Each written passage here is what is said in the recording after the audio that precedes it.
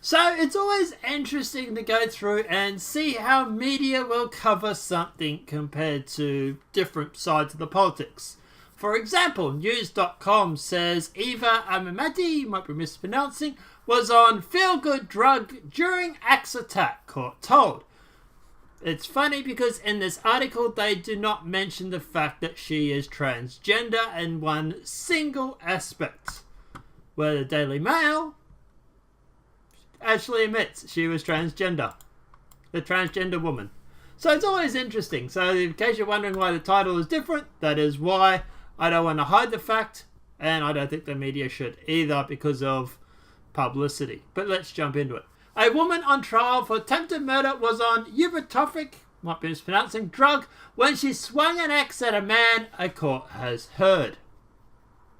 So, warning, graphic, which is very true. Accused axe attacker Evie Amati was on an emotionally bonding feel-good drug when she allegedly struck a 7-Eleven customer in the face with an axe blow that could have killed him, a court has been told. The trial of Evie Amati, might be mispronouncing, heard on Thursday that the accuser, then aged 24, had consumed alcohol, cannabis and MDA, a drug that is eupatopic, I'm mispronouncing that, and makes people feel good. Forensic pathologist John Farner told the court that analysis of Miss Amati's blood after the alleged axe attack showed a moderate quantity of MDA, which is not associated with aggression or violence. So then why did she swing an axe at someone? Oh, but wait, we'll get to that. Mr. Ferrari said the MDA taken by Miss Amati was known as the love drug.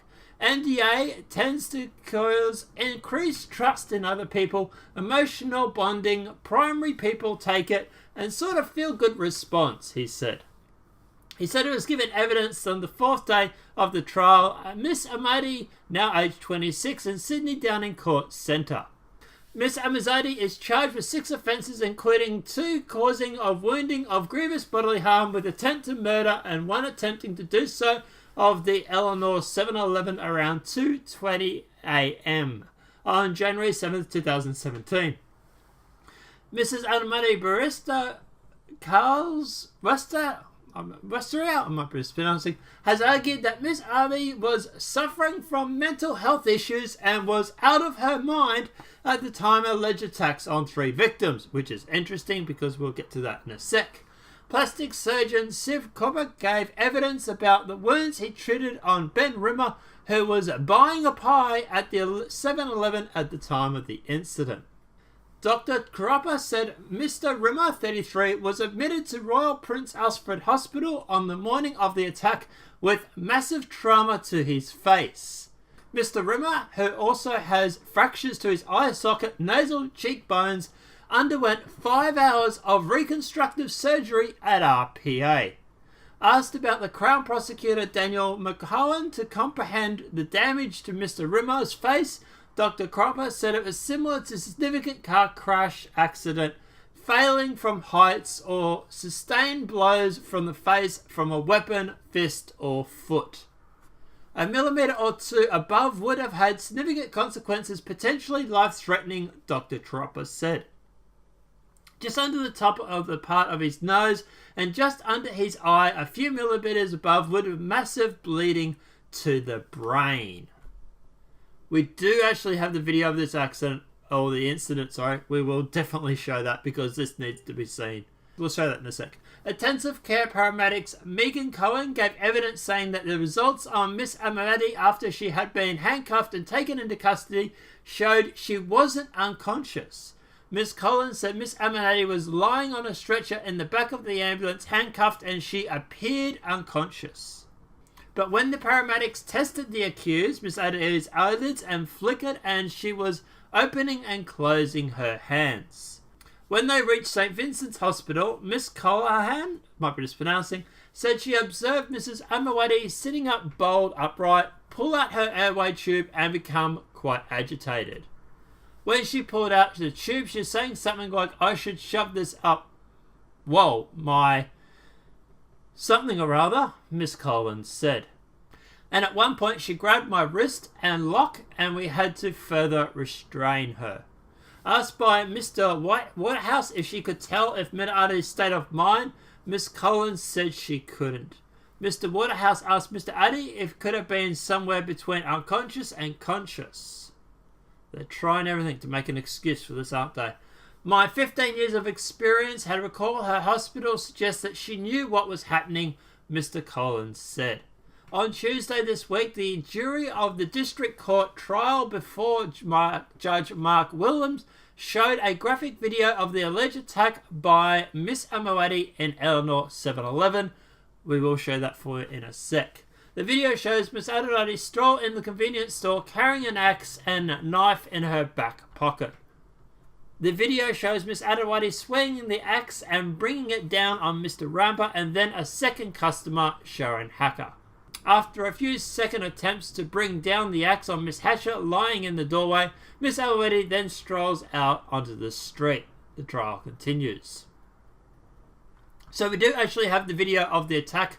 We will play that for you right now.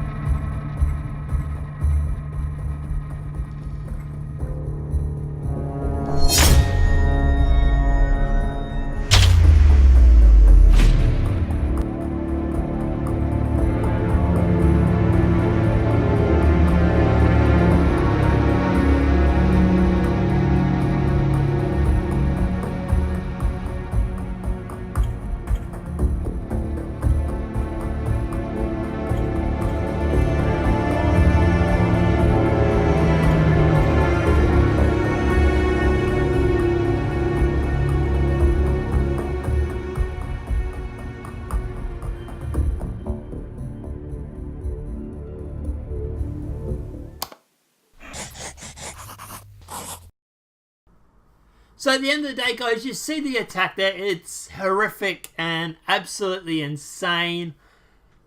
It seems like they're trying to make some sort of justification for why she did this, claiming that she was on drugs.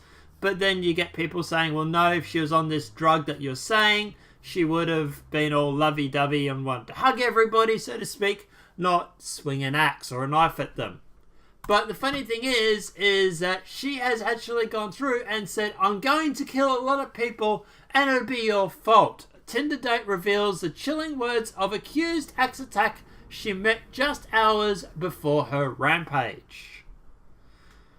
A transgender woman sent a message to a new acquaintance she met on dating app just hours before she attacked two people with an axe. The message read, one day I will kill a lot of people and it'll be your fault. Shortly before she attacked two people with an axe, and a Chute jury was told on Wednesday.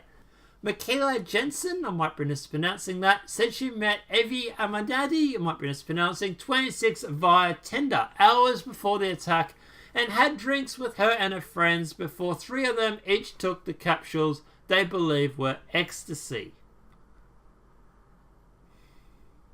She said she freaked out when Amati later sent her a Facebook message and also called Miss Jensen a psychopath. Miss Jensen was giving evidence from the United States via VLA at Delanty's District Court trial. Delanty has pled not guilty to wounding with intent to murder two convenience store customers and attempting to wound a pedestrian within the tent to murder in the early hours of January 7, 2017. Video of Amati using an axe to strike two customers to the ground at 7-Eleven's convenience store was played to the jury on Tuesday, which you've seen. As the CCTV footage shows the attack and the blood gushing from one of the victims, Amati put her head in her hands and wiped her eyes as she sat in the dock. Her barrister said the jury will have to consider the state of mind and to the intent of Amati, a transgender woman affected by drugs and depression. Oh wow, look at that. And whether the defense of mental illness can be made out, because it's not her fault. She's damaged. Whoop-de-doo. The footage shows Amati strolling into the store carrying an axe before standing close to Benjamin Rimmer, I might be mispronouncing, who is behind another customer, Sharon Hacker. Amati swung the axe with both hands and bring it down on Rimmer's face before he falls to the ground. She swings it again and strikes the back of Miss Hacker, who also falls to the ground. Blood is seen on the floor, gushing from Mr. Rimmer, who takes off his shirt to stem the flow. In the evidence given via audio-visual link from the UK, Sherman Brentwood said he was across the road when he saw a woman hit another woman with what he thought was a baseball bat. Later ended up being an axe. But he realised it was an axe when she crossed the road towards him. I knew that point she was going to try and hit me with the axe, he said. He took off his backpack and used it to stop getting hit when she swung the axe at him. She tried again, hitting the pack so hard it flew out of his hands. He ran across the road but fell flat on his face. I was expecting an axe to my head, he said. I had believed the woman was going to kill me with the axe.